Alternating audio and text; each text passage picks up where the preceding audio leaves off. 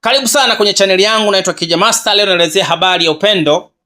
Yes, upendo ni kitu kizuri sana kwenye maisha mpendwa. Nataka nikuelezee habari njema kuhusu upendo. Na upendo huu naelezea ni sababu gani au kuna umuhimu gani wa kumpenda mke wako. Na kuna faida gani ya kumpenda mpenzi wako wewe ambaye hujapata mke? Jambo la kwanza, wewe ambaye una mke, kuna umuhimu mkubwa sana wa kumpenda mke wako kwa sababu mke wako ndo mama bora wa familia yako. Mke wako ndo atasababisha familia yako iishi katika utulivu. Mke wako atasababisha familia yako istawi katika situation mbalimbali.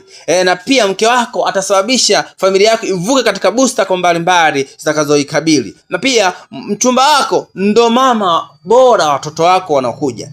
Yes, huyu mchumba wako ndo mke wako mtarajiwa. Yes, ndo mke bora wa maisha yako.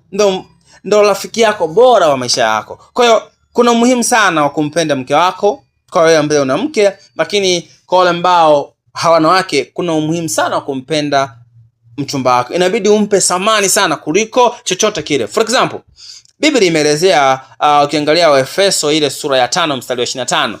Wanakumbusha wanaume, enyi wanaume wapendeni wake zenu kama Kristo alivyolipenda kanisa akajitoa kwa ajili yake. Kwa hiyo kumbe thamani hii ya upendo wa kumpenda mke wako inalinganishwa na ile thamani ya Kristo alivyolipenda kanisa akajitoa, akatoa uhai wake kwa ajili ya ile kanisa. Kwa hiyo kumbe ili kanisa liokolewe. Kumbe usikubali wewe mwanamume mke wako awe na changamoto yoyote shindwe kuitatua. Pambana kadri unavyoweza ili uitatue changamoto yake. Jambo lingine, mke wako akiwa na shida, akiwa na changamoto, akiwa anahitaji faraja, lazima umfariji. Mke wako akiwa na maswali, wewe pambana usiku, mchana, jioni, leta majibu ya maswali yake. Pia mke wako akiwa na majibu, pambana usiku, mchana, jioni, leta maswali ya majibu yake.